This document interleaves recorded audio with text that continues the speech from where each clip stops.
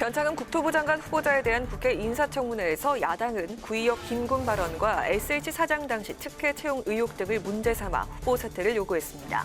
여당은 과거 발언 등의 유감을 표하면서도 정책 능력 검증에 주력했습니다. 코로나19 신규 확진자가 1,000명을 넘어선 가운데 백신 확보를 둘러싼 여야 공방이 계속됐습니다. 여당은 안전성이 우선이라며 과도한 정치 공세 중단을 요구했고, 야당은 백신을 제대로 확보하지 못하고 책임을 회피하고 있다고 비판했습니다.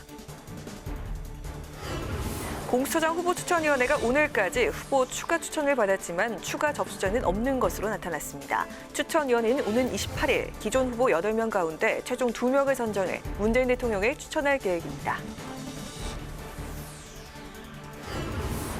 정치 사회적 이슈를 분석해보는 뉴스앤이슈. 오늘은 창과 방패의 대결, 국회 인사청문회 최대 쟁점과 편법 증여 의혹으로 국민의힘을 탈당한 전봉민 의원의 갖가지 논란에 대해서 짚어봅니다.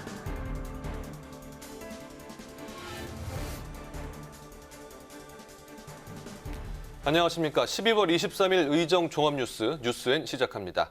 오늘은 변창흠 국토교통부 장관 후보자 인사청문회 생중계 관계로 늦게 보내드립니다. 첫 소식입니다. 국회 국토교통위원회가 오늘 변창흠 국토교통부 장관 후보자에 대한 인사청문회를 열고 자질 검증에 나섰습니다. 역시 가장 큰 논란은 변 후보자의 과거 구의역 사고에 대한 막말, 그리고 임대주택 관련 발언 등이었는데요. 변 후보자는 2016년 스크린도어를 수리하다 숨진 구의역 김군을 두고 개인에게 책임을 떠넘기는 부적절한 발언을 했는데 오늘 청문회에서 거듭 고개를 숙였습니다. 김세정 기자가 보도합니다. 이번 주 연일 진행 중인 국회 인사청문회에서 가장 주목을 끈 변창흠 국토교통부 장관 후보자 인사청문회. 변 후보자의 과거 언행을 둘러싸고 논란이 많았던 만큼 시작부터 야당의 공세가 거셌는데 국민의힘은 변 후보자가 장관 자격이 없다며 자진 사퇴를 촉구했습니다. 변창흠 국토교통부 장관 내정자는 이 자리에 있을 자격이 안 되는 사람입니다. 왜냐하면 변 후보자는 국무위원으로서가 아니라 인간으로서 갖춰야 할 최소한의 품격도 갖추지 못했기 때문에 그렇습니다. 민주당은 변 후보자가 과거 잘못된 언행에 대해 진정성 있게 사과해야 한다며 해명과 반성을 거듭 요구했습니다. 그러면서도 변 후보자는 현장의 이해도가 높은 전문가라고 비호하면서 청문회는 정책 중심이 돼야 한다며 야당의 공세를 경계했습니다. 부동산 정책 하나하나가 우리 국민들의 실생활과 직접적인 관계를 갖고 있는 만큼 후보자가 갖고 있는 생각과 정책, 식견 등에 대해서 많은 국민들께서 궁금해하시리라고 생각을 합니다. 오늘 청문회 장을 정쟁의 자리로 변질시키지 말고. 변 후보자는 청문회가 진행되는 내내 머리를 숙였고 사과와 반성에 그치지 않고 국민의 생명을 소중히 여기겠다고 밝혔습니다.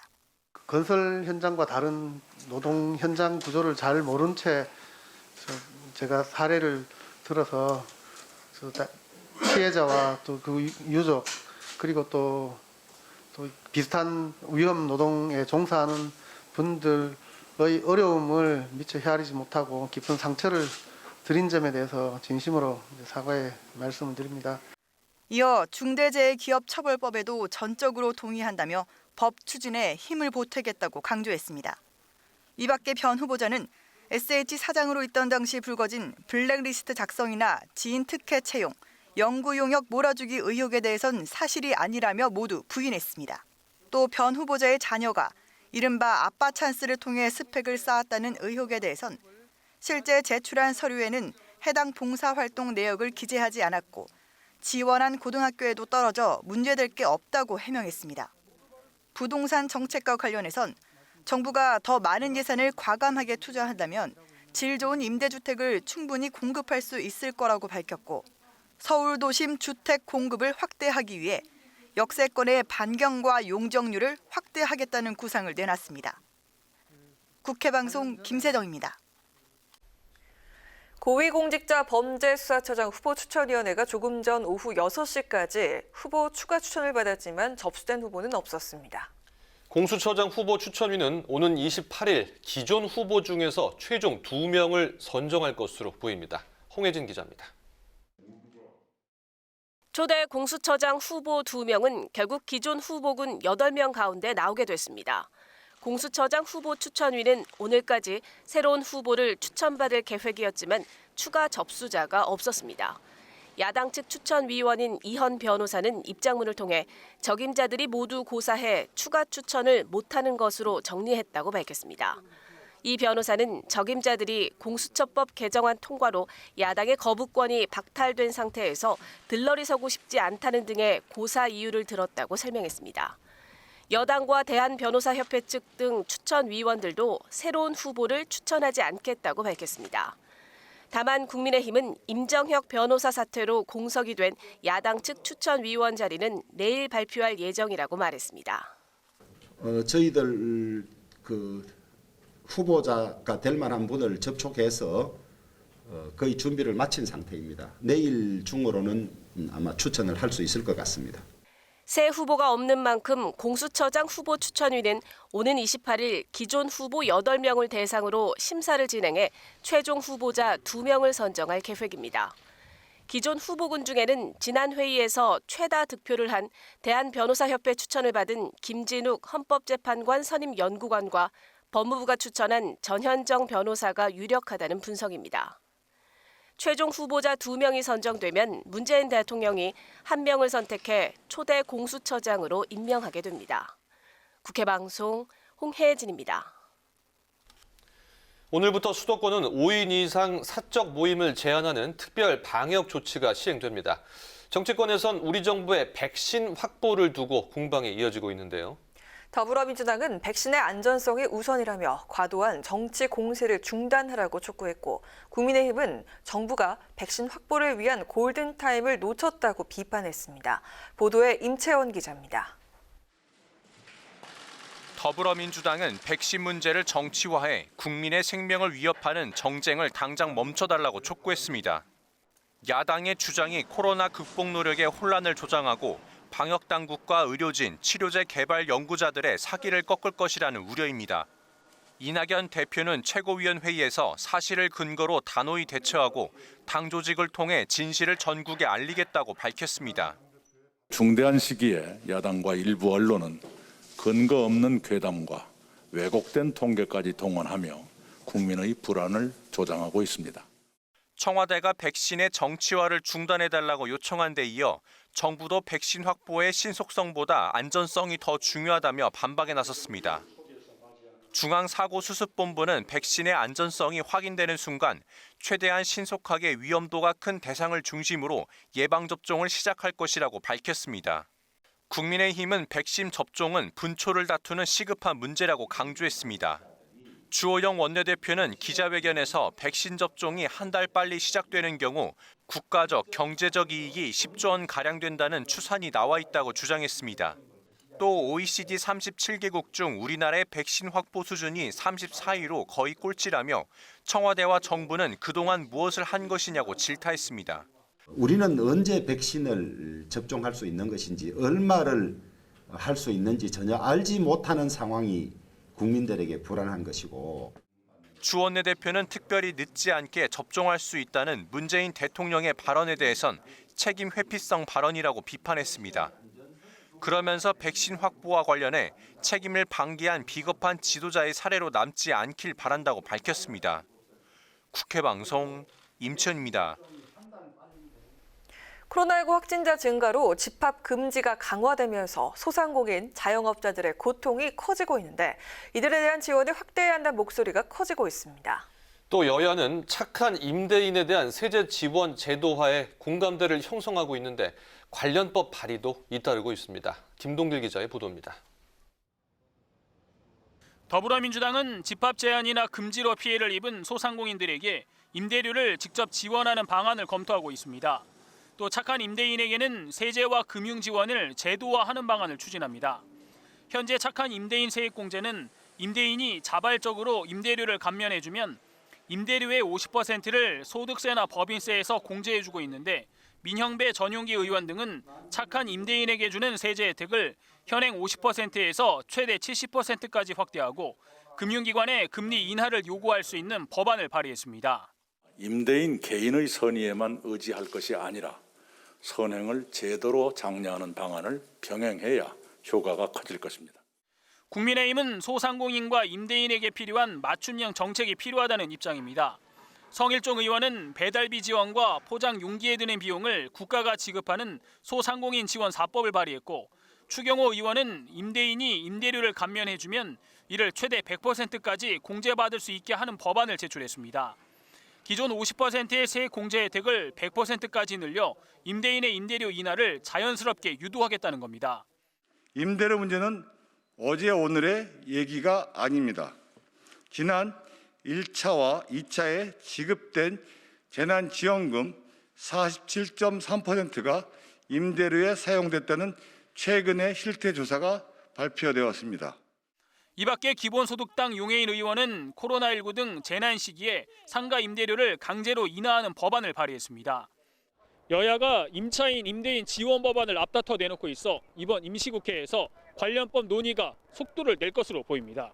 국회방송 김동길입니다.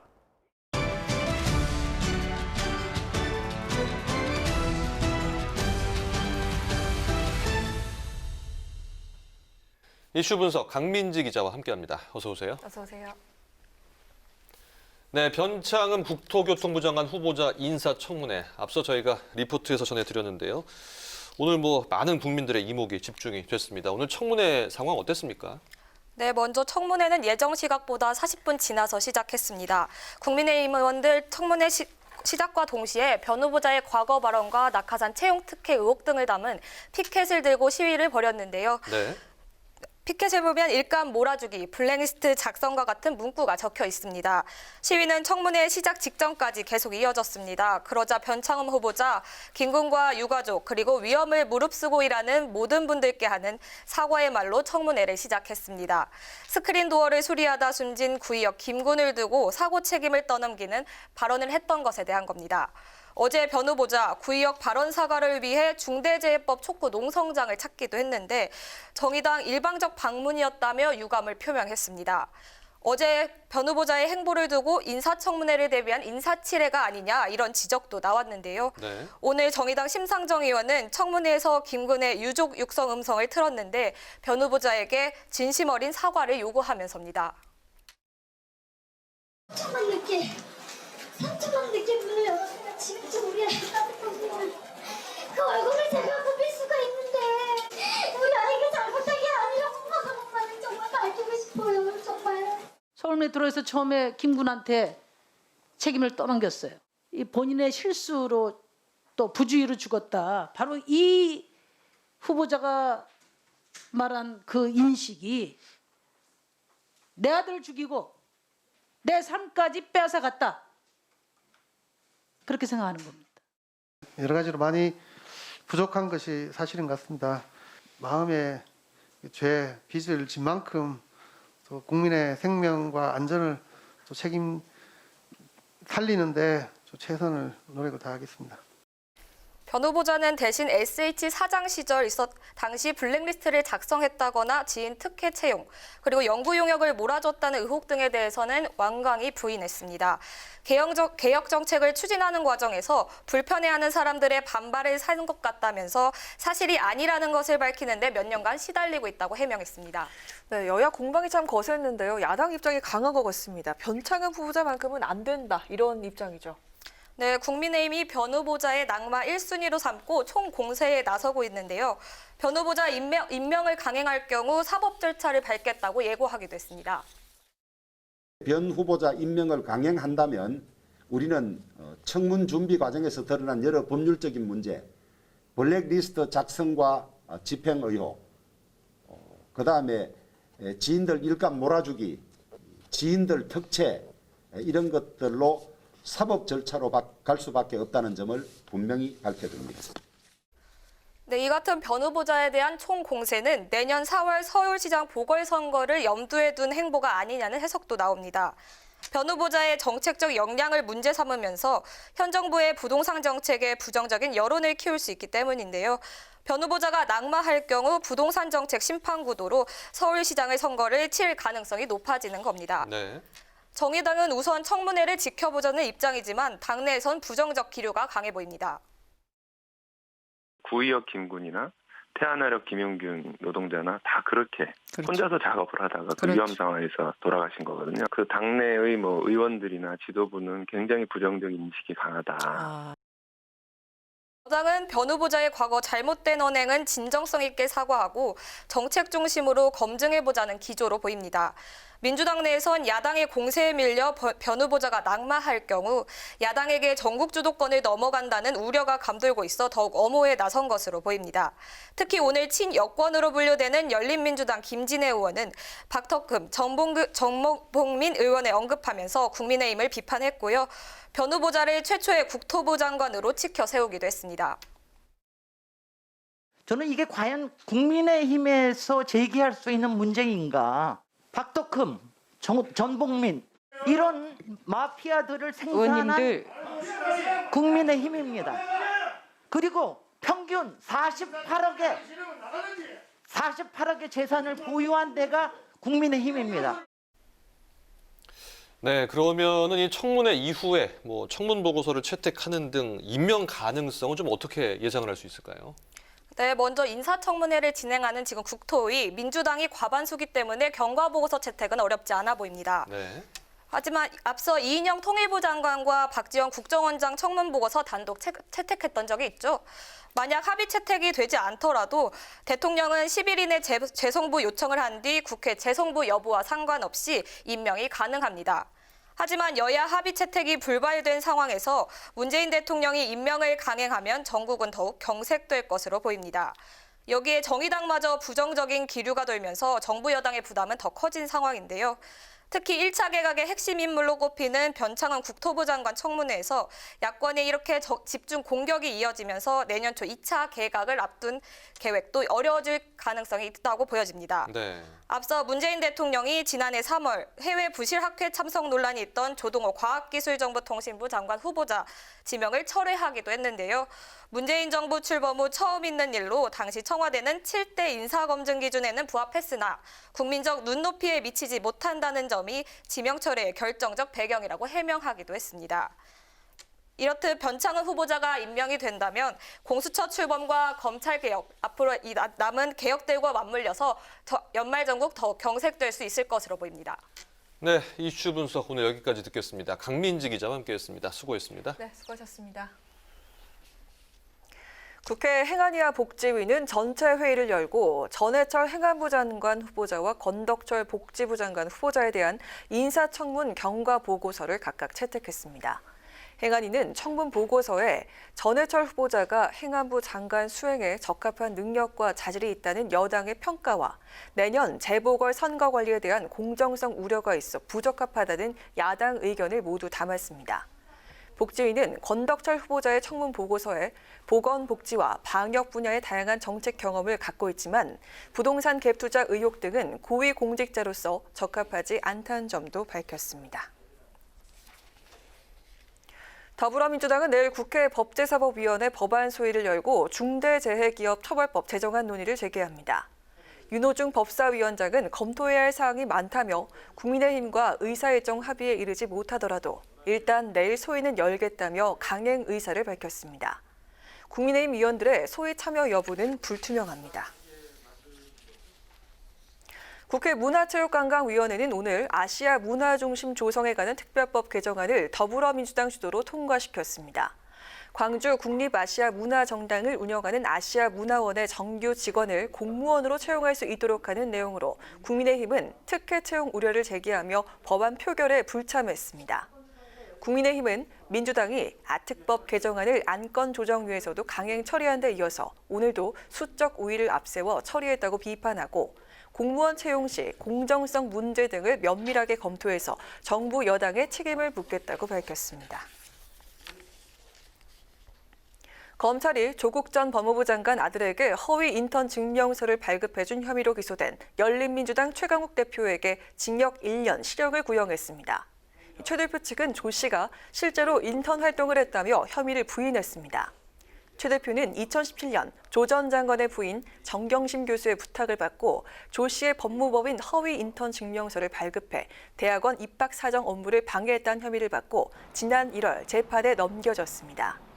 한편 자녀 입시 비리와 사모펀드 투자 관련 혐의로 재판에 넘겨진 정 교수는 1심에서 징역 4년에 벌금 5억 원을 선고받고 법정 구속됐습니다.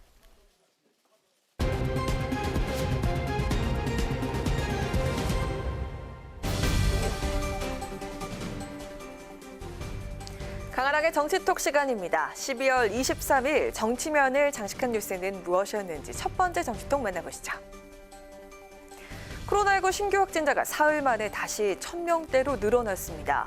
교회, 직장, 요양시설, 가족, 지인 모임을 고리로 전국 곳곳에서 집단 감염이 이어지고 있는 건데요. 이런 가운데 우리나라 국민 중 절반 이상은 하루라도 빨리 코로나19 백신 접종을 시작해야 한다는 주장에 공감한다는 여론조사 결과가 나와서 눈길을 끌었습니다. 리얼미터가 전국 18세 이상 성인 500명을 대상으로 코로나19 백신 접종 주안점을 어디에 둬야 하는지를 조사한 결과 지금 상황이 심각하므로 국내도 하루라도 빨리 접종을 시작해야 한다라는 응답이 54.9%로 다수를 차지했습니다. 해외와 국내는 상황이 다르므로 안전성을 좀 더 검증한 후에 접종해야 한다는 응답은 41.1%, 잘 모르겠다라는 응답은 3.9%로 나타났습니다. 연령대별로 보면 60대와 70세 이상에서 하루빨리 접종을 시작해야 한다는 응답이 높게 나타났고요. 연령대가 높을수록 코로나19 위험도가 상승하기 때문인 것으로 보입니다. 또한 이번 조사 결과는 지지 정당별로도 응답이 갈렸습니다. 국민의힘 지지층에선 긴급성을 우선해야 한다는 응답이 84.4%를 차지한 반면 민주당 지지층에선 82.5%가 안전성 우선 의견에 공감하는 것으로 나타났습니다. 문재인 대통령은 우리도 특별히 늦지 않게 국민들이 접종할 수 있을 것이라고 믿고 있고 또 준비를 잘하고 있다라고 밝혔는데요. 백신 확보에 대한 국민의 불안감이 높아지고 있는 상황입니다. 정부는 보다 안전한 백신을 신속하게 그리고 충분히 확보할 수 있도록 최선을 다해야겠습니다. 이어서 오늘의 두 번째 정치톡입니다. 오늘 하루 국회에서 가장 많이 사과하며 고개를 숙인 주인공 바로 변창흠 국토교통부 장관 후보자가 아닐까 싶습니다. 변 후보자 오늘 청문회 시작부터 자신의 과거 부적절한 언행에 대해서 연신 사과를 했는데요. 변 후보자를 둘러싼 각종 의혹에 대해서 민주당과 국민의힘은 치열한 공방전을 벌였고 정의당은 변 후보자를 데스노트에 올릴지를 두고 깊은 고민에 빠졌습니다. 당내의 의원들이나 지도부는 굉장히 부정적인 인식이 강하다. 부동산이나 집을 짓고 또 그 국토를 개발하고 하는 데 있어서는 그 노동자들의 인권이 굉장히 또 소중하거든요. 노동 인식이라든가 공공기관 재직 시에 나타나는 문제들은 좀 지켜보려고 하고 있습니다. 어쨌든 오늘 청문회까지는 좀 확실하게 하고 그다음에 판단하기로 했습니다. 정의당 변창흠 후보자를 데스노트에 올리는 문제를 놓고 의견이 엇갈리고 있는 것으로 알려졌습니다. 당내에선 부적격 여론이 커지고 있지만 지도부는 변 후보자의 부동산이나 주거 정책 노선이 진보적인 만큼 청문회를 끝까지 보고 판단하겠다는 입장인데요. 하지만 정의당 내 청년 당원들은 아무리 진보적인 정책 방향을 제시하고 있다고 한들 국민의 삶에 대한 존중과 이해가 없는 사람이라면 장관이 돼선 안 될 노릇이라며 변 후보자의 자진 사퇴를 촉구했습니다. 데스노트를 놓고 정의당의 기류가 이렇게 엇갈리는 이유, 바로 달라진 정의당의 입지 때문입니다. 20대 국회 당시 높은 적중률을 자랑했던 데스노트가 여당이 과반 의석을 차지한 지금엔 정의당이 부적격 판단을 내린다고 해도 장관 임명을 막긴 어렵기 때문인데요. 이로 인해 21대 국회에서 달라진 의석수와 의석 비율로 인해서 정의당의 데스노트가 실효성이 떨어졌다는 해석이 나오고 있습니다. 변 후보자의 부동산 정책 기조가 정의당과 일치하는 지점이 많은 만큼 정의당, 변 후보자에 대해서 부적격 판단을 내려도 적격 판단을 내려도 부담스러운 상황이 됐습니다. 당내 의견이 엇갈리는 상황에서 정의당은 과연 변 후보자에 대해서 어떤 입장을 내놓게 될까요? 이어서 오늘의 세 번째 정치톡입니다. 나경원 전 의원 1년 넘게 따라다니는 원정 출산 의혹을 부인하면서 이틀 전에 출산 소견서를 공개한 바 있습니다. 그런데 이번엔 해당 소견서에 대한 신빙성 논란으로 불똥이 튀면서 결국 나 전 의원 이것을 전격 공개했는데요. 과연 무엇이었을까요? 나경원 전 의원이 공개한 건 바로 출생 증명서와 출입국 증명서입니다. 나 전 의원 오늘 SNS를 통해서 당시 임신부터 출산 기간까지의 출입국 증명서와 어제 직접 서울대 병원을 찾아서 발급받은 출생 증명서를 공개한다며 두 서류의 사진을 올렸습니다. 앞서 출산 소견서를 공개한 이후에도 의혹 제기가 이어지자 재차 증거 자료를 꺼낸 겁니다. 출생 증명서에는 나 전 의원의 아들이 97년 12월 12일에 출생했다는 내용이 담겨 있고요. 출입국 사실 증명서에는 1997년부터 2년 동안 나 전 의원의 출입국 기록이 없다고 명시되어 있습니다. 나 전 의원은 황당한 음모론에 일일이 대응해야 하는 현실에 한숨만 나올 뿐이라며 특정 세력이 조직적으로 미국 LA의 산후조리원에서 원정 출산했다는 루머를 퍼뜨리고 확대 재생산했다고 말했습니다. 이어서 이틀 전에 올린 의사 소견서와 관련해 서울대 병원장 직인이 찍혀 있고 담당 의사의 면허 번호, 성명이 모두 적혀 있다. 이 문서까지 못 믿으면 세상에 뭘 믿고 살아갈 수 있을까라면서 무차별적인 음모론과 허위사실 유포가 우리 대한민국을 병들게 한다고 강조했습니다. 그간 무대응으로 일관하다가 최근 의혹 매듭 짓기에 나선 나 전 의원의 행보를 두고 여러 해석들이 나오고 있습니다. 야권 서울시장 보궐선거 후보 하마평에 오르고 있는 나 전 의원이 서울시장을 향한 젠걸음에 나선 것 아니냐는 건데요. 과연 이러한 해석이 들어맞을지 또 서류 논쟁으로 확대된 원정 출산 의혹은 종지부를 찍을 수 있을지 주목해 봐야겠습니다. 지금까지 강아랑의 정치톡이었습니다. 이 서류를 냈다 해도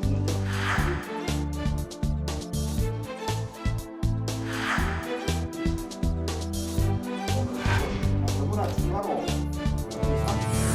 제대로 말하는 것을 맹조합니다. 2020년 12월 23일 국민의힘의 당정을 내려놓기로 결심을 하였습니다.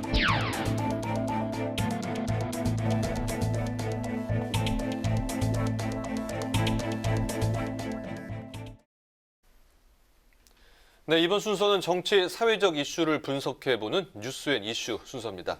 매주 수요일 함께하는 두 분이시죠. 최진봉 교수, 장성철 소장 나오셨습니다. 어서 오십시오. 어서 오세요. 안녕하세요. 네, 인사청문 전국의 최대 격전지, 이 변창흠 국토교통부 장관 후보자 인사청문회가 오늘 열렸습니다. 두 분도 주의 깊게 보셨겠지만요. 시작하자마자 이 구의역 참사에 대한 부적절한 발언 등 각종 논란에 휩싸인 변후보자가 90도 사과에 나섰습니다. 오늘 좀 어떻게 보셨습니까? 일단 저는 변창흠 후보자의 그 발언, 구의역 김군 관련한 발언은 정말 100% 부적절하다. 그건 정말 있어서는 안 될 발언이었고 아무리 비공개 회의라 하더라도 그런 발언을 당시에 사장으로 했다는 것은 정말로 저는 잘못됐다고 봅니다. 그거는 어떤 이유로도 해명이 불가능하다고 저는 보고요. 그래서 가능한 한 정말 그 피해자 유가족분이 유가족들이 용서할 때까지 저는 용서를 비례한다고 생각해요. 그리고 혹시나 이제 모르겠습니다만 장관이 된다고 하면 정말 그렇게 어려운 사람들이란 정책 펴야 돼요. 그건 사죄하는 마음으로 사는 겁니다. 본인이 만약 장관이 되신다면 정책적인 부분에 있어서 정말 어려운 분들, 저소득층 이분들을 위한 정책을 몇 배 더 해야 된다고 생각해요. 그러지 않으면 사죄가 저는 안 될 거라고 봅니다. 그런 차원에서 본다고 하면 사실 야당이 그 부분을 집중적으로 공격할 건 다 불보듯 뻔한 일이었고요. 이제 여당은 그 부분에 대해서 일단 정책 검증도 함께 해보자는 주장을 하고 있어요. 그래서 지금 아마 계속되고 있는 것 같은데 저는 이렇게 생각합니다. 일단 그 부분은 100번, 1000번 저는 사과해야 된다고 생각하고 용서받을 때까지 사과해야 된다고 생각해요. 다만 이제 그런 실언을 하고 잘못된 발언을 한 것에 대해서 본인이 반성하고 잘못된 걸 인정하고 그리고 나서 본인의 정책적 부분도 들어보고 그리고 판단해야 한다고 봅니다. 물론 말을 잘못하고 그 발언이 너무나 사회적으로 큰 충격을 줬기 때문에 그거에 대해서 어느 정도 우리는 윤리적 관점에서 봐야 되지만 그것 때문에 장관의 자격이 없다라고 단정적으로 지금 얘기하지 말고 저는 정책적인 부분에 어떤 아이디어를 갖고 있는지 어떤 비전을 갖고 있는지 하는 부분도 한번 검토해 봐야 된다. 그리고 나서 사과가 전제되고 아까 말씀드린 것처럼 진정성 있는 사과가 전제되고 정책적 부분에서 국민들이 받아들일 수 있을 정도의 능력을 갖고 있다는 게 검증되면 그때 가서 판단해도 늦지 않다고 봅니다. 네, 구의역 참사 발언은 정말 부적절한 발언이었고 정책 역량은 검증을 해야 된다. 이렇게 정리를 해주셨습니다. 어떻습니까? 옳으신 말씀이에요. 오늘 근데 90도 사과한 거는 저는 연기한 거라고 봅니다. 그러니까 인사청문회를 돌파하기 위해서는요. 이 부분 관련해서는 무조건 잘못했다고 하십시오. 90도 사과하고 이 부분에 대해서 추궁, 질의가 나오게 되면은 무조건 잘못했다고 하십시오라고 참모들이 코치했을 것 같아요. 진정성이 없다고 보시는 거예요? 저는 없다고 봐요. 기본적으로 인사청문회만 통과를 하자. 그래서 내가 장관 돼서 내가 좀 더 잘해보자라는 생각을 가진 것 같은데 기본적으로 야당에서는 이 부분 그냥 넘어가지 않을 거라고 생각이 듭니다. 여러 가지 의혹 제기된 거에 관련해서는요. 말에 논란이 된 것은 그냥 사과했어요. 하지만 다른 쪽의 의혹과 관련해서는 전적으로 다 부인하고 있습니다. 예를 들면 SH 블랙리스트를 작성한 거 아니야? 라는 것에 대한 의혹에 대해서는 아니 그거는 내가 좀 SH공사를 개혁하려고 했어. 그랬는데 그 개혁에 반하는 사람들이 나를 얼굴 없는 사람들이 나를 음해하는 거다라는 식으로 지금 방어를 하고 있고요. 네. 낙하산 채용 문제 18명 당신의 학연, 지연 관련된 사람들 채용한 거 아니야라는 것에 아닙니다. 그 SH공사의 노조위원장까지 참여해서 절차적인 정당성을 밟아서 채용을 한 겁니다. 문제 없습니다. 라고 방어를 하고 있고 일감 몰아주기 자신이 상임이사로 있던 학회에 79억 5천만 원이라는 그런 막대한 용역을 주지 않았느냐라는 의혹에 아닙니다. 이것도 뭐 정당한 절차를 거쳐서 했습니다. 라고 했어요. 네. 이것과 관련해서 야당에서 결정적인 증거, 증언 뭐 이런 분들이 없기 때문에 그냥 아닙니다. 그랬지. 이런 공방만 오고 간 상황입니다. 네, 그렇군요. 지금 마침 그 SH 블랙리스트 또 낙하산 채용 일감 몰아주기 이렇게 정리를 해주셨는데요. 네. 이 부분 어떻게 동의하십니까? 그러니까 지금 말씀하신 것처럼 장 소장이 말한 게 100% 맞아요. 무슨 말이냐면 제가 웬만하면 동의를 안 해주는데 100% 맞다는 말은 뭐냐면 네. 그런 주장은 있지만 문제는 증거가 없어요 지금. 그러니까 지금 변창 후보자가 얘기하고 아닙니다라고 얘기하면 거기에 대해서 반박할 수 있는 상황이 안 되는 거죠 지금. 그래서 저는 더 이상의 문제가 확산되기가 어렵다고 봐요. 그러면 야당이 정말 이게 문제라고 생각하면 거기에 대한 명확한 어떤 녹취록이든 아니면 증인을 부르든 아니면 여기에 대한 명확한 어떤 잘못된 부분을 증명해낼 수 있는 증거 자료를 가지고서 공격을 해야 되거든요. 그래야 변창 후보자가 더 이상 말을 못하고 코너에 몰릴 텐데 지금은 변 후보자가 노조위원장까지 참여해서 다 정당한 절차를 통해서 다 한 겁니다. 하면 할 말이 없잖아요 그 다음부터는. 네. 그래서 저는 이게 야당이 공격 포인트를 잡긴 잡았는데 증거하고 여러 가지 이제 그걸 증명해 줄 수 있는 물증이 없다 보니 어느 정도 가다가 이게 힘이 빠질 가능성이 있다는 생각이 들어요. 뭐 변 후보자 입장에서는 나는 절차적으로 잘 정당성을 찾아서 했습니다.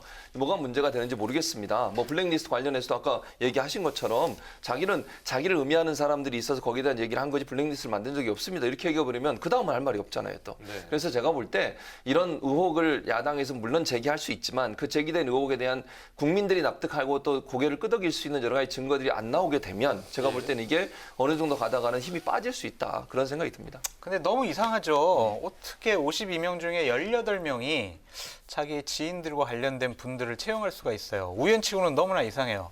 또 우연치고 이상한 거는 한 번도 그렇게 막대한 금액을 용역 준 적이 없는데 본인이 사장 시절에만 79억 5천만 원이라는 막대한 금액을 용역을 줬어요. 본인이 이사로 있던 학회에. 이거 우연이라고 볼 수가 없잖아요.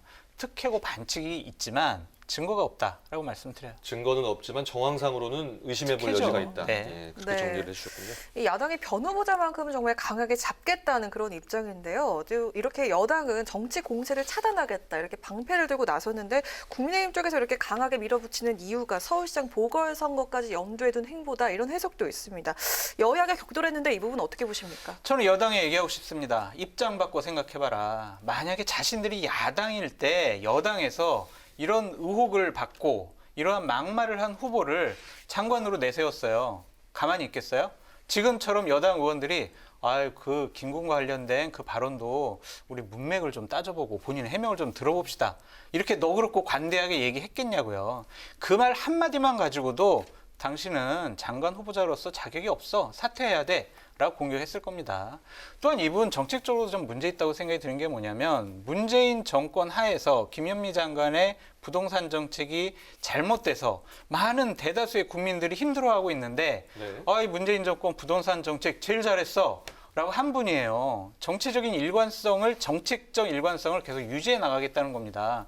과연 그런 국민들은 이분이 장관으로 오면은 뭔가 부동산 정책 바뀔 수 있어서 나 집도 살 수 있고 전세값 안정될 수 있어 라는 희망을 가질 수 있을까요? 저는 정책과 인성, 자질, 능력 모든 면에서 부적절하다라고 말씀드립니다. 네, 여야가 격돌했습니다. 어떻게 보십니까? 저는 이렇게 생각해요. 여야가 이제 아까 장 소장이 이렇게 입장 바꿔놓고 생각하는 똑같은 얘기를 하고 싶어요. 만약에 지금 국민의힘이 여당이면 어떤 자세를 취했을까요? 지금의 민주당하고 똑같은 행동을 했을 겁니다. 이런 후보를 안 냈죠. 더 냈을 거라고 저는 봐요. 기본적으로 그렇게 생각하는데 어쨌든 그러니까 제 말은 정치적으로 입장이 바뀌어서 이렇게 하는 건 저는 부적절하다고 봅니다. 아까 말씀드린 것처럼 저는 발언 자체는 이건 변명할 여지가 없다고 봐요. 저는 그 부분에 있어서는 뭐 여당에서 누군가가 뭐 여당 의원이 그걸 옹호한다고 하면 저는 거긴 반대입니다. 이 발언은요 어떤 이유로도 뭐 맥락상 이게 문제가 아니고 이건 정말 잘못됐어요. 그거 자체는 인정해야 됩니다. 저는 그렇게 보고 사과도 아까 말씀드린 것처럼 몇 번이고 해야 돼요. 이거 여기서 끝날 게 아니라 피해자 가족들이 그 받아줄 때까지 저는 사과한다고 아까도 제가 몇 번을 강조해서 말씀을 드렸습니다. 다만 정치적으로 어쨌든 장관 후보자에 대해 흠결을 자꾸 지적해서 그 낙마하도록 자꾸 유도해 가는 것은 야당으로서 당연히 하는 일이에요. 정치적으로는 뭐 야당이 하는 역할이기도 하고요. 사실은 검증을 송곳 검증해야 되겠죠. 물론 그게 의혹 수준에 머물러 버리면 사실 국민들 입장에서는 그게 사실인지 아닌지 모르는 상황에서 끝나버리는 거잖아요. 그럼 별 효과는 없겠지만 그럼에도 불구하고 야당이 그러면 검증도 안 하고 가만히 있으면 그것도 야당이겠습니까? 저는 아니라고 보고 정치적으로 역할이 여야가 그런 역할을 하고 있다는 점을 우리가 인식해야 될 것 같고 지금 강하라 인기가 얘기하셨던 것처럼 저는 이건 정말 정치적으로 이번 그 청문회에서 뭔가 정부에 데미지를 줄 수 있는 타격을 줄 수 있는 어떤 문제점을 자꾸 지적해야만 그래야 선거에도 영향을 미칠 수 있고 여론에도 영향을 미칠 수 있는 거 아니겠습니까? 대통령의 국정 운영 지지율에도 영향을 미칠 수 있고 그런 포석들이 깔려 있다고 저는 봐요. 그래서 그런 정치적인 여러 가지 셈법이나 계산들이 결국은 지금의 이 청문회까지도 연결돼 있다고 보여집니다. 네, 앞서 사과를 재차 얘기를 해주셨는데요. 어제였죠. 이 변 후보자가 청문회 전날 예고 없이 중대재해법 제정을 촉구 중인 정의당 농성장을 찾았습니다. 하지만 유가족은 자리에 없었고요. 또 정의당 반응도 안 좋았는데요. 좀 잘못된 사과였을까요? 좀 진정성이 있다고 보십니까? 저는 이런 노력들은 계속 해야 된다고 봐요. 물론 이제 정의당이 농성을 하고 있는 것이 피해자와 직접적인 연관이 있느냐 이렇게 얘기하면 직접적인 연관은 없죠. 그러나 이제 중대재해처벌법이라고 하는 것이 사실 김군과 같은 이런 일이 안 나타나도록 하기 위해서 업주나 아니면 기업주에게 좀 더 무거운 책임을 묻게 만드는 거거든요. 그러니까 하청업체라든지 아니면 본인들이 직접 운행을 안 하는데라도 하청을 줬으면 거기서 사고 난 것도 책임을 지게 만드는 거예요. 그건 정말 필요하다고 저는 보고요.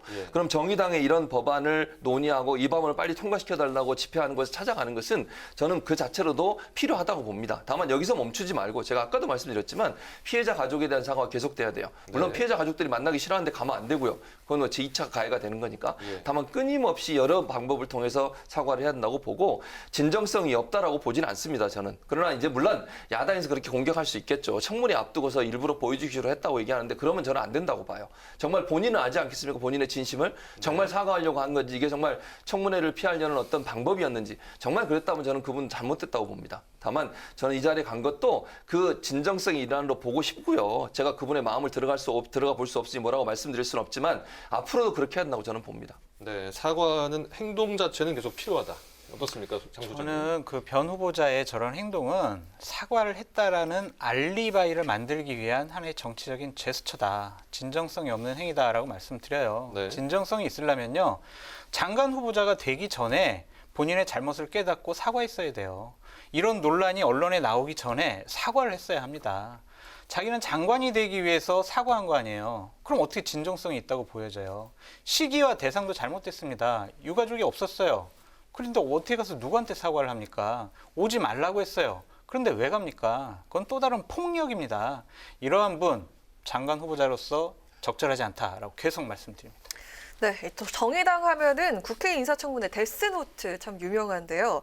변 후보자에 대해서도 아직까지는 좀 신중한 모습을 보이고 있는데 결국 이름을 올릴지 어떻게 될까요? 저는 안 올릴 것 같아요. 왜냐하면 두 가지 부분인데 하나는 실효성 문제입니다. 여당이 압도적인 의석수를 갖고 있기 때문에 자신들이 지난 국회 때 20대 국회 때 데스노트 올리면은 자신들이 그 상임위에서 야당 편을 들어줘서 낙마시킬 수 있었어요. 근데 그거를 못하니까 이번에는 그냥 여당의 압도적인 의석으로 자신들이 반대해도 이것은 그냥 통과되는 거예요. 실효성이 없다라는 부분과 변창흠 후보자의 주택 정책이 정의당이 판단하고 추진하고 있는 주택 정책과 상당히 유사해요. 공공임대주택을 확대한다라는 그러한 기본적인 정책과 관련해서는 되게 동일하거든요. 그래서 심지어 어떤 말까지 있냐면 심상정 전 대표가 국토교통부 장관 된 거 아니야? 이런 소리 나올 정도로 되게 정책이 유사합니다. 그래서 다른 분 온 것보다는 편 후보자가 되는 게 우리들이 추구하고 있는 정책을 실현시키기 위해서 더 좋다라고 판단하는 것 같습니다. 두 가지 이유 때문에 데스노트에 안 올릴 것 같습니다. 네, 이름이 올라갈까요? 안 올라갑니다. 저는 그렇게 봐요. 그러니까 물론 이제 장 수장 말에 일리가 있습니다. 100% 동의는 안 하지만 일리가 있고요. 그런 차원에서 본다면 정의당이 지금 상황에 데스노트에 올릴 가능성은 저는 낮다고 봐요. 그리고 데스노트에는 올렸으려면 지난번 어제 대변인 성명에도 그렇게 나와야 돼요. 사실은 이거 부적절하다. 근데 그렇게 얘기하지 않고 청문회 끝까지 지켜보겠다 그랬어요. 사과를 전제로 물론. 그 말은 여지를 둔 것이거든요. 그리고 여지를 뒀다는 말은 그 이후에 특별히 아까 우리가 얘기 나눴던 것처럼 더 큰 어떤 사안들이 나오질 않았어요. 그러면 제가 볼 때 정의당 입장에서도 진정으로 반성을 하라라는 따끔한 충고는 하겠지만 데스노트에 올릴 가능성은 낮다고 봅니다. 그렇다면 변 후보자가 임명될 가능성이 상당히 지금 높다고 저는 그렇게 봅니다. 그러니까 실언하고 잘못된 발언한 거는 정론 비판받아 마땅하지만 정책적인 부분에 대해서 어느 정도 공감대가 이루어졌고 또 하나 그 이외의 의혹들에 대해서는 의혹은 나왔지만 그 의혹을 증명해낼 수 있는 물증들이 나오지 않고 증거들이 나오지 않았기 때문에 제가 볼 때는 야당의 공격에 결정적 한 방이라고 하는 부분은 없었다. 그렇다고 하면 제가 볼 때 정부나 여당 입장에서 임명하는 데 그렇게 큰 부담을 갖지 않을 걸로 보여져서 제가 볼 때는 임명을 강행하지 않을까 하는 생각이 듭니다. 네, 같은 의견이신가요? 네, 좀 같은 의견이라고 아까 말씀드렸습니다. 아니 그렇다면 야당은 경고한 대로 소송전에 나설 것으로 보이십니까? 주호영 원내대표는 소송하겠다고 했어요. 두 가지 부분입니다. 하나는 SH공사 시절에 블랙리스트를 작성한 것이 아니냐라는 겁니다. 당시에 SH공사에 가서 직원들을 대상으로 아니 박원순 시장하고 친한 사람 누구야? 그리고 여기 직원 중에서 이 정부의 정책과 좀 반대되는 사람 누구야? 이런 거 한번 조사해봐라는 의혹이 있어요. 아직 실체는 나와 있지 않아요. 이 부분을 검찰이나 경찰에 고발을 해가지고 한번 밝혀보겠다라는 것이고, 두 번째는 지인에게 일감 몰아주기 있잖아요. 아까 말씀드렸듯이 79억 5천만 원이라는 막대한 금액을 자신들의 학회, 소속된 학회에다가 몰아줬다. 이 부분은 검찰 조사로 밝혀져야 한다라는 것이 주호영 원내대표의 생각입니다. 그래서 인사청문회에 인사청문 보고서에다가 동의를 하지 않더라도 대통령께서 임명하시고 나면 이 부분을 갖고 끝까지 법적인 문제 제기를 할 것으로 보여집니다. 네, 소송전에 나설 것이다. 어떠십니까? 소송전에 나설 가능성은 있죠. 실효성이 있든 없든 그건 정치적 행위라고 저는 봅니다. 그래서 소송전에 나설 가능성은 높지만 그거는 정치적 행위라고 저는 보여지고요. 그 이후에 어떤 경우가 나올 가능성은 저는 개인적으로 낮다고 봅니다. 물론 수사기관이 어떻게 수사하고 어느 증거가 있는지 제가 모르는 상태에서 단정적으로 말씀드릴 수는 없지만 지금 국회에서 청문회 과정에 나온 내용만 가지고 보면 특별히 그런 의혹이나 정황은 우리가 볼 수 있겠지만 결정적인 증거들이 없어서 아마도 크게 큰 문제가 될 거라고 개인적으로 보진 않습니다. 그러나 어쨌든 고소하고 수사를 의뢰는 할 겁니다. 그게 왜냐하면 우리는 동의할 수 없다. 이분은 이렇게 문제가 많다라고 하는 부분을 각인시키기 위해서라도 고소를 하는 방향으로 가지 않을까 이런 생각이 듭니다. 네, 어제는 전해철, 권덕철 장관 후보자 인사청문회가 열렸죠. 국회가 오늘 두 후보자에 대한 청문 보고서를 채택을 했는데 의원 불패 공식이 있습니다. 비교적 순탄했다고 봐야 할까요? 순탄했어요. 그러니까 순탄한 이유가 보면은 청문 보고서까지 다 채택이 됐어요. 긍정적이면 부정적이면 다 여기다가 적시를 했습니다. 삼선 의원이다. 민정수석까지 했다. 국정 경험이 아주 풍부하다. 그러므로 행정안전부 장관을 잘할 것이다. 그러나 이분이 대통령 측근으로서 선거를 관리해야 할 행안부 장관으로서 적절한 것이냐라는 것과 아니 2006년부터 살아왔던 집, 살지도 않고 구매했던 집, 살지도 않고 막대한 시세 차익을 얻었다. 공직자로서 적절한 것이냐라는 그런 부정적인 평가까지 해서 청문 보고서 채택이 됐습니다. 의원 불패였고요. 우리 권덕철 복지부 장관 후보자 같은 경우에도 30년간 보건정책에 아주 전문가다. 그리고 코로나 이 시점에서 보건복지부 장관 이직을 이거는 후보자가 적절하지 않다라고 하면 업무 인수인계가 상당히 늦어질 거잖아요. 그러한 면에 있어서도 이 부분은 이제 장관 후보자로서 적절하다는 건데 이분이 아니 백신 확보 이거 어떻게 된 거야? 라고 야당 의원들이 물어봤을 때 제대로 된 자료를 주지를 않았어요. 그 부분 대책 어떻게 할 거야에 대해서 본인의 소신을 제대로 밝히지도 않았습니다. 그런 부분 문제 있는 거 아니냐. 또한 갭 투자로 부동산 막대한 시세 차익 얻었다. 이것 공직자로 문제 있다. 이런 부정적인 측면까지 적시를 해서 일단은 청문 보고서 다 작성이 됐거든요. 별 문제 없이 두 분 임명될 것 같습니다. 저는 일단 두 가지, 그러니까 임명될 거는 저는 동의하고요. 아까 말씀하신 것 중에 몇 가지 제가 반론을 제기하면 이제 전해철 지금 후보자 같은 경우에 집 문제는 구매했는데 거기 살지 않았다. 맞습니다. 그렇게 안 살았는데 그 같은 아파트 단지에 전세를 살았어요. 이게 무슨 의미냐면 집을 구매를 했는데 그게 너무 좁아서 부모님하고 자녀 둘, 남매를 같이 키우고 있었거든요. 5명이 살아야 되잖아요. 네. 그 집이 너무 적었던 거예요. 산 집이. 그래서 같은 단지에 좀 큰 아파트 평수에 전세를 살았어요. 그러니까 물론 그 집에 안 산 건 맞지만 그 아파트 단지에 계속 살았어요. 그러니까 규모가 적어서 그 땅 규모를 좀 키우다 보니까 그렇게 옮긴 것이기 때문에 이게 뭐 정말 이 돈을 뭐 벌기 위해서 투기를 했다 이렇게 볼 수는 없다고 보여지고요. 또 하나 행자부 장관이 물론 선거의 행정적인 업무를 지원하고 총괄하는 장관 맞습니다. 그러나 선거는 선거관리위원회가 주축이 돼서 하는 겁니다. 부정이 있거나 잘못된 일이 있으면 선거관리위원회가 여야가 추천하는 위원들로 구성된 선거관리위원회에서 하는 거고 행자부는 지원하고 해주는 행정적인 부분을 지원하는 부분이기 때문에 선거에 개입할 가능성은 저는 낮다고 보고요. 뭐 그런 차원에서 본다고 하면 제가 볼 때 두 사람이 임명되는 건 큰 문제가 없을 것 같아요. 또 청문 보고서를 채택해줬단 말은 야당도 뭐 문제가 있긴 하지만 이게 장관을 임명하는 것까지 안 될 정도의 문제가 있다고 보지 않은 거잖아요. 그런 상황이라고 하면 제가 볼 때 뭐 무리 없이 임명될 것 같습니다. 네. 아 근데 45평 아파트가 좁아가지고 50평 아파트 간 게 그게 뭐 좁아가지고 간 거겠습니까? 투기한 거라고 봐야죠. 그러니까 이 부분에 대해서 야당이 문제 지적을 하면 좀 자신을 좀 되돌아보겠습니다라고 해야지. 근데 뭘 잘못했어요라고 하는 것은 옳지 못하다는 생각이 들어요. 투기라고 하면 거기서 안 살고 저기 다른 데 살면서 그 집을 사놨다면 문제지만 물론 얘기했듯이 평수가 얼마냐 이 문제는 논란이 될 수는 있어요. 근데 투기라고 하면 그 단지에 안 살면서 딴 데 살면서 했다면 투기라고 할 수 있지만 같은 단지에 살고 있었기 때문에 제가 볼 땐 투기라고 보지 않는 거죠. 네. 이 주제는 여기서 좀 마무리를 하고요. 다음 주제 넘어가 보겠습니다. 건설사 회장 부친의 편법 증여로 재산을 130배 불렸다는 의혹이 제기됐습니다. 이 국민의힘 전동민 의원인데요. 어제 탈당을 했죠. 예. 이것을 두고 일각에서 꼼수 아니냐, 뭐 꼬리 자르기 아니냐 지금 이런 얘기들이 나오고 있습니다. 꼼수고 꼬리 자르기죠. 저는 그렇게 봅니다. 국민의힘이 이거 그냥 두면 안 된다고 생각해요. 물론 탈당을 했기 때문에 할 수 있는 일이 제한될 수는 있지만 이 문제에 대해서 국민의힘도 저는 사과했다고 생각해요. 어떻게 이런 분이 공천을 받았는지 모르겠어요. 이런 일이 지금 있었던 일이 아니잖아요. 그 전에 있었던 일입니다. 아버지 회사에서 일감 몰아주기 하고 일감 떼어주기 해서 그냥 불법, 편법 증여라고 하는 의혹이 생기고 있는 상황이에요. 그리고 이진 종합건설 아버지가 운영하고 있는 그 건설사가 어떻게 그곳에 개발을 할 수 있는 자격을 얻었는지도 당시에 부산시장 그리고 지금 현재 삼선 의원 하다가 갑자기 이 사람한테 물려준 자리를 그분 저는 다 조사한다고 해요. 유재수. 저는요, 이분들이 물론 지금 현재는 제가 증거가 없기 때문에 뭐라고 말씀을 못 드리겠어요. 그러나 의혹은 분명히 있습니다. 갑자기 이분한테 공천권이 넘어갔어요.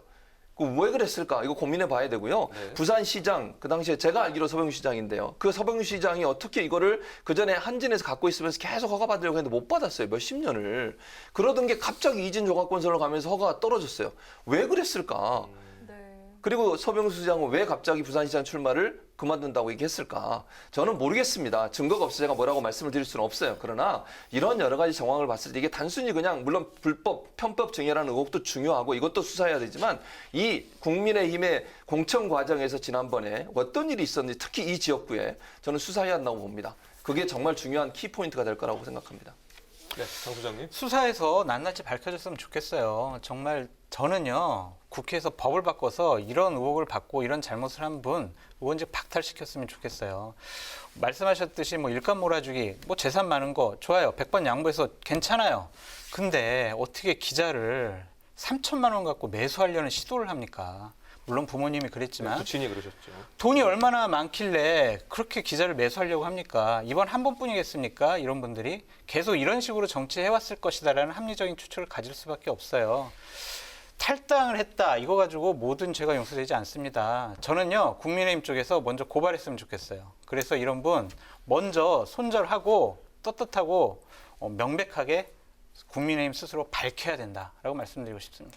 네, 여당의 맞불 전략일까요? 전 의원과 그 일가에 대한 불법 비리 조사단을 구성하기로 했다. 이렇게 여당이 밝혔는데요. 반면 야당은 전 의원과 관련해서 입을 꼭 닫고 있습니다.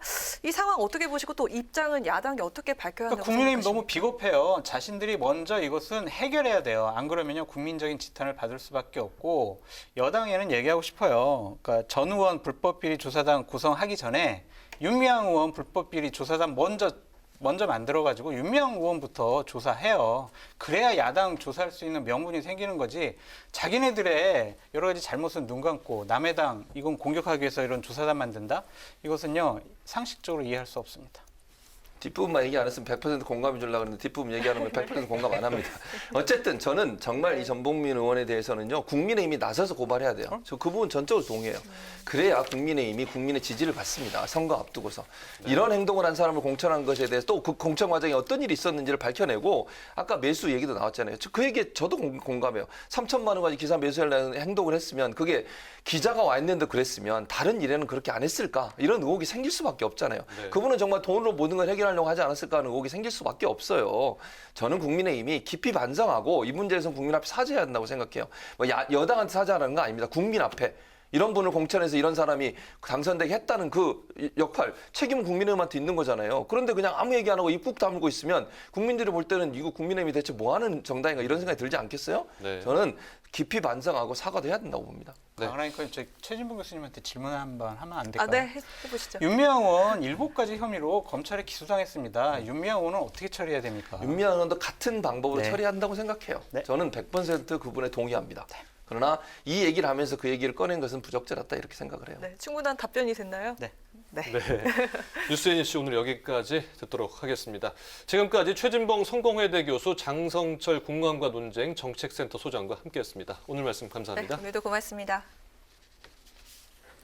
내일 아침까지 곳곳에 눈이나 비가 내리겠고요. 내일 오후부터는 찬바람이 불면서 미세먼지가 차츰 해소되겠고 성탄절 당일에는 다시 한파가 찾아오겠습니다. 네, 오늘 뉴스N은 여기까지입니다. 내일을 여는 국민의 국회를 위해 내일도 뉴스N이 함께 하겠습니다. 시청해주신 여러분 고맙습니다.